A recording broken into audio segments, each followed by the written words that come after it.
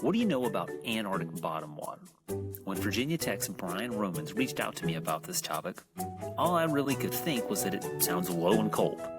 And while I'm pretty sure those two things are true, I'm also very sure that there's quite a bit more to this topic, and I'm thankful to Brian for coming on the podcast to help confirm that suspicion. Brian is a professor of sedimentary geoscience in Virginia Tech's College of Science. His research interests include the study of ancient and modern sedimentary systems, using outcrop, subsurface, and earth surface data to help better understand the past and predict future geological problems related to tectonic and/or environmental shifts. So Brian and I talked about what Antarctic bottom water is and how do you go about studying water that's at the bottom of the ocean. We also talked about what he's trying to specifically learn there and how Antarctic bottom water can provide some unique clues about the Earth's history, as well as maybe some things we can use to better predict the future. So this podcast is both geology and oceanography mixed in with a little bit of detective work. I'm Travis Williams, and this is Virginia Tech's Curious Conversations. So I know that you're working on Antarctic bottom water, which I don't know anything about. It sounds like it could be a great name for a band, but I kind of think that that's probably not what you're studying. So maybe that's a great place to start this conversation. Simply, what is that? Yeah, sure, of course. So in oceanography, the ocean has all sorts of different currents and layers to it, and they are given different names. And so Antarctic bottom water is pretty much what it sounds like. It's water that's at the bottom of the ocean and that is sourced from Antarctica. And so the way this works is in the ocean, these different layers of the ocean, these different currents are all governed by different densities. Like if you were to separate, olive oil and water, right? Olive oil is denser. And so Antarctic bottom water is the densest, what's called water mass in the global ocean. So it's cold, which makes it denser, and it's salty, which makes it even more dense. And so it's so dense, it occupies literally the bottom of the ocean. So it's along the seabed, and it goes from Antarctica all the way north into the North Atlantic Ocean and into the middle of the Pacific Ocean. So it's called Antarctic bottom water because that's where it comes from, but it's a globally important water mass, as it's called. And it's important to learn about because it relates to what's called global ocean circulation, which can then modify our climate. And it also stores carbon, dissolved carbon in the deep ocean, sort of keeping it out of the atmosphere. So this is where oceanography intersects with climate science. And then I'm a geologist, which I can get into how kind of I got into this as well. But that's basically what Antarctic bottom water is and why it's important. Yeah, it sounds like it is kind of the foundation to a lot of our oceans, is what it sounds like. Yeah, people have, studied it for decades, sort of physical oceanographers, and trying to track it and trace it and its activity, its behavior. And it can be a bit of a, maybe a canary in the coal mine in a sense for global climate change. Yeah. Well, how does one go about studying the bottom of the ocean and the water that's there? How did you go about studying it? Yeah, so, these kind of big kind of processes on our planet, you can go about studying them in different ways. When it comes to oceanography, you can go out in a boat and you can drop instruments down there and you could measure temperature and salinity and velocity of the current. You could build computer models, which people do, build simulations of the physics. I'm a geologist. I'm in the Department of Geosciences. So what we like to do is look at the record of past behavior. Me and my students in my group study sediments and sedimentary rocks. And so they're like basically what's left over after processes in the past. Just like paleontologists look at fossils in the rock record, we're looking at these past physical processes that are left in these sediments. So what we did is several years ago is on a ship that's outfitted with a drill rig and coring equipment went to these places offshore Antarctica and took sediment cores into the seabed and brought those up. And we have lengths of core that go a couple hundred meters, several hundred feet, and that gets us back in time. So it's kind of like a time machine. And so we focused on reconstructing this Antarctic bottom water history through that time. That sounds awesome. You sound kind of like an ocean detective almost, trying to figure out Yeah, all these clues, right? yeah. It's the subfield is called paleoceanography. So paleobiology, past life. So this is past oceanography basically, and using the geologic record. So it's a really interesting intersection of earth science disciplines. It's really fun to learn about. Yeah, aside from being, I guess, at the very bottom of the ocean, is there anything else that makes the Antarctic bottom water a really good barometer for changes that have occurred during the Earth's history? Yeah, so how we think it forms and how we understand it to form today is that it doesn't start at the bottom. So it actually starts at processes at the surface and like right offshore of Antarctica today. And basically, you've probably heard of glacial ice, right? Glaciers that come down on land and some of them come down into the ocean. But the ocean, especially in the poles, also has what's called sea ice. And so that's ice that forms out of the seawater. And usually in the winter more than in the summer. So it can be seasonal. And when sea ice forms, it preferentially freezes fresh water because salt water is harder to freeze, right? You need much cooler temperatures. So when that happens, it leaves the water that is sort of underneath the sea ice even saltier and almost basically like a brine, you could call it. And that makes it denser. And so it flows down through this process. And this is where you want to picture. So this really salty, dense water is flowing kind of offshore along the continental shelf, and then it cascades off into the deep ocean. So you can picture basically like an underwater waterfall in a sense of a dense waterfall in the ocean along the bottom of the ocean. And so that's what drives this Antarctic bottom water is this flowing across the shallow water and then cascading off into the deep water. And when it does this in some places, it gets funneled into submarine canyons and it becomes quite vigorous enough that it can pick up sediment and then deposit that sediment. And that's what we cored into to get the record of these. So kind of like, a flood on land would leave a bunch of mud and debris around. So there's the record of that flood. But this is just in the bottom of the ocean and offshore Antarctica. And so if you see a flood like that, what are you able then to kind of think back that may have caused that?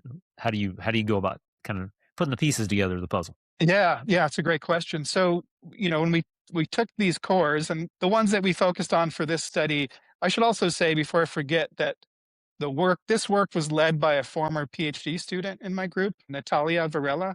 She's now doing a postdoc up the road at UVA, but don't hold it against her. We will not. But I just want to give her a shout out because she led this work and the paper that came out of it. And so what we did with the core data is that when we looked at the cores, that were brought up onto the ship and all this measurements were taken and high resolution photographs and all this information, we saw these thin, like few millimeter thin layers of slightly coarser grained sediment. And so these cores are pretty much all mud, almost featureless, mud. And then they're interrupted by these little layers of slightly coarser, sometimes in very fine sand. And so these we interpreted as vents that were related to what I was talking about, these cascading dense waters. And so we basically tallied up how many there were, where they were in the depth of the core. And then we had some idea so this record goes back just over 3 million years ago. And so we could put those events into a context of time and kind of when there was a lot of them and what actually was more curious of when they stopped is when they were absent, which I can talk about. So we're kind of looking at, we called it a barcode graph of kind of basically when these events happened, when they were absent, when they were frequent, when they were infrequent, and related that to the history of this process. Do we know what the events might have been? Can we speculate at all? I mean, yeah, it's a great question. In this case, we interpret and envision them to have been particularly large, sort of high magnitude of these dense cascading events. And so it's hard to know if they were related to, like one season or If they were varying over sort of decades to centuries, we can't quite get that detailed of time. But when we look at sort of a 2 or 3 million years, we start to put together a picture of that history. So we can't say that maybe this was like an earthquake or a meteor hit or something that specific, maybe.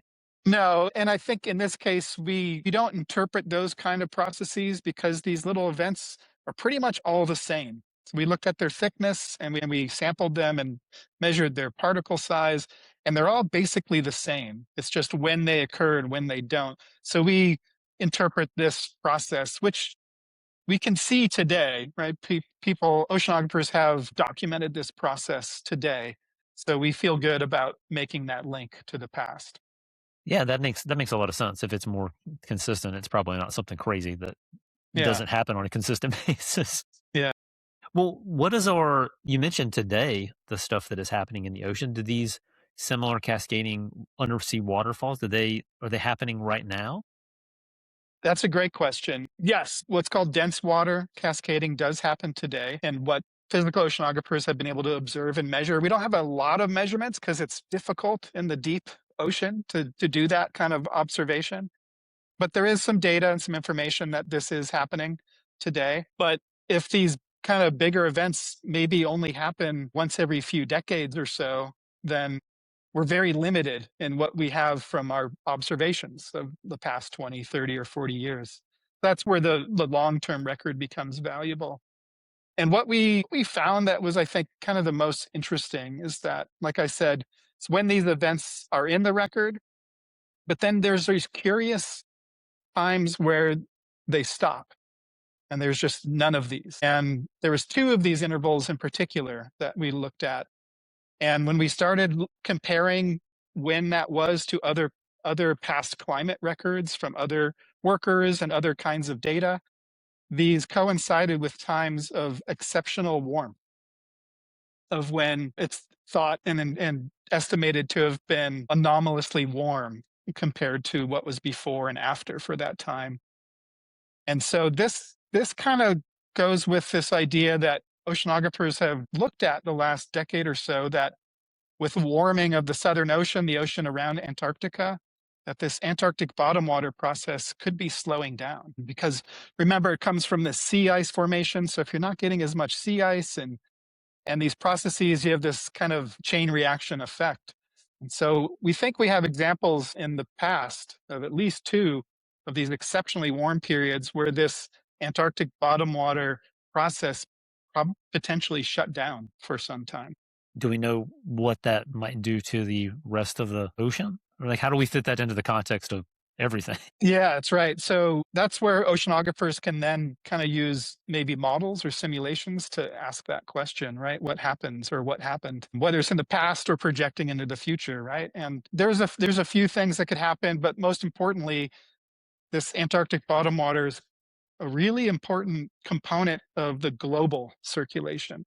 If a water mass flows from one area to the other, that means you have return flow, right? It's because it's all kind of connected. Sometimes people call it the Earth's circulatory system. Just like there's atmospheric circulation with jet streams and all these patterns, the ocean has similar. And so if that is slowing or even kind of shuts down, that basically, could cascade through the global ocean and impact other currents. And so we don't know exactly, there's different hypotheses and different sort of studies of what that could do, but could be disrupted well beyond Antarctica. And as I mentioned beginning, another thing Antarctic bottom water does, a service, so to speak, is that it sort of stores carbon that would otherwise be in other parts of the Earth system, like the atmosphere. And so if it's not active and sort of and doing that, transporting and moving dissolved carbon and keeping it in the deep ocean, that could have a feedback on the atmosphere. So the oceans and atmosphere are connected in that sense. So although we might not know exactly what could happen, it would be disruptive and sort of unpredictable to the global climate potentially. Yeah, it sounds like it's in our best interest to keep those things moving. Is my basic understanding. Yeah, and that's why there's a lot of interest when it comes to earth science and climate science, is to understand the behavior of them, both at present, in the past, like our group does, and then forecasting into the future, like say climate modelers might do. And that all comes together to try to get the the best understanding we can. You mentioned that your focus kind of shifted from geology to this study it is geology, but it's ocean Mhm. based. How did that happen? How'd you get interested in the ocean? Yeah, that's a great question. Yeah, my training, if I think back to grad school, which is now 20 years ago in the thousands, I was looking at rocks out in the field, hiking around, and I still do that work as well. But as I learned about these ancient sediments, kind of where they came from and how they formed, and learning that these were these were sediments that were deposited in the deep ocean, and now they're uplifted into mountains, because of geology. And I got more interested in, well, it would be really interesting to actually go out to the ocean and, look at these sediments more directly, right? They're still in the deep ocean, right? But they're kind of younger geologically. And so when I became a professor here at Virginia Tech, which was 2011, I started applying to go out on these expeditions in what's called scientific ocean drilling. So out on a vessel that, looks like a drill rig ship that industry might use for resource extraction, but it's outfitted for science. And so there's all these labs on board.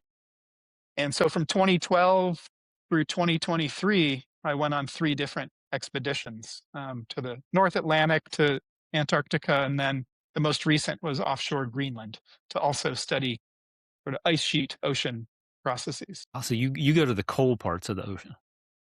That's where there's a lot of things to learn, firstly, that we don't know as much about potentially. And also our poles, the Arctic and the Antarctic, are sort of feeling and responding to climate change more, noticeably or more measurably than other parts of the planet. So whereas around the equator, or even kind of where we live, temperate latitudes, there may be some effects that it could be really variable depending on where you are. The poles are where things are changing really rapidly. So there's a lot of interest in understanding how the polar systems respond to change. As can we learn as much as we can about those to help us think about the future better.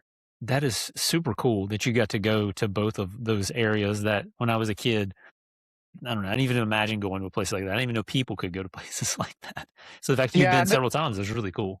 yeah, and the way I did it, of course, was I never actually stepped foot on Antarctica or Greenland. I was in a boat that came from, we sailed from New Zealand all the way to Antarctica, so that was about 9 or 10 days. And for Greenland, we sailed from Iceland, and that was, 4 or 5 days. Um, Although I didn't step foot on these places, I count it as going. I would count it for you. I Yeah, think that's awesome. What a crazy fun adventure to go on in search yeah. of these clues. I am curious, what in this space, as you were looking back in time and history and looking through clues and trying to figure it out, what gives you hope? Yeah, really good question. I think the thing that I've really come out of my participation and involvement in this program, and the science for this goes on for many years, I should say. Like, I'm even still working on samples and ideas from expedition over a decade ago. But the thing that kind of comes out of that is how international it is, just, many, many countries involved and the scientists from different nations coming together. So with all the geopolitical strife that could be going on in any given era, right? That's really, potentially chaotic and confusing and dangerous even.